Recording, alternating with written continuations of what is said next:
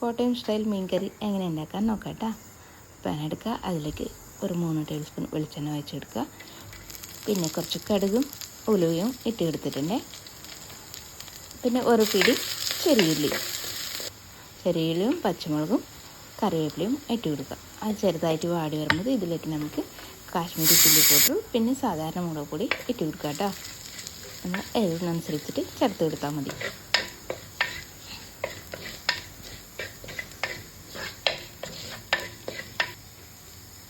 ഇനി മുളകിൻ്റെ പച്ചമണം മാറിയ ശേഷം നമുക്കിതിലേക്ക് മല്ലിപ്പൊടി ചേർത്ത് കൊടുക്കാം.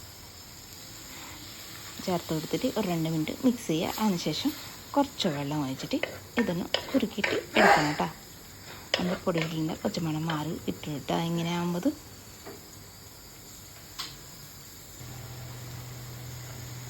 ഇനി ഇതിലേക്ക് സോക്ക് ചെയ്ത് വെച്ച് കുടംപുളിയും ഇതിലേക്ക് ചേർത്ത് കൊടുക്കുക.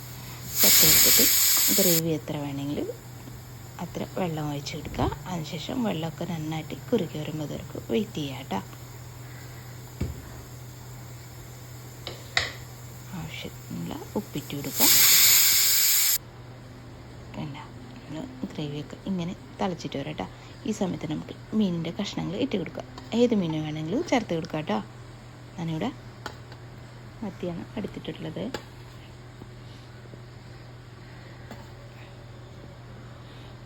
നമ്മൾ മീൻ കഷ്ണങ്ങൾ ഇട്ട് കൊടുത്ത ശേഷം ഒരു 2-3 മിനിറ്റ് കുക്ക് ചെയ്തിട്ട് എടുക്കണം കേട്ടോ.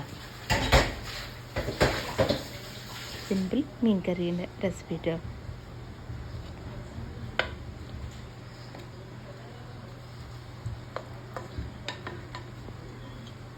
സമയത്തിനൊക്കെ ഉപ്പോ എരിവും മോനെ നാനെ മര്യാദക്ക് നിൽക്കാൻ പറ്റുന്നില്ല.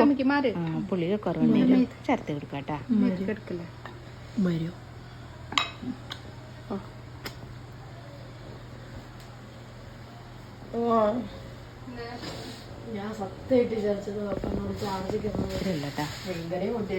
ഇഷ്ടമാണെന്നുണ്ടെങ്കിൽ ലൈക്ക് ചെയ്യാനും ഷെയർ ചെയ്യാനും കമൻറ്റ് ചെയ്യാനും സബ്സ്ക്രൈബ് ചെയ്തിട്ടുണ്ട്. ഒന്ന് സബ്സ്ക്രൈബ് ചെയ്തിട്ട്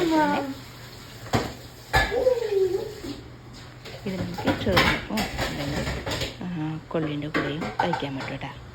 അടിപൊളി ടേസ്റ്റിനാവേ. എല്ലാവരും ട്രൈ ചെയ്ത് നോക്കുക. സിമ്പിൾ മീൻ കറിയുടെ റെസിപ്പി കേട്ടോ. Thank you. അടുത്ത വീഡിയോ ആയിട്ട് കാണാം.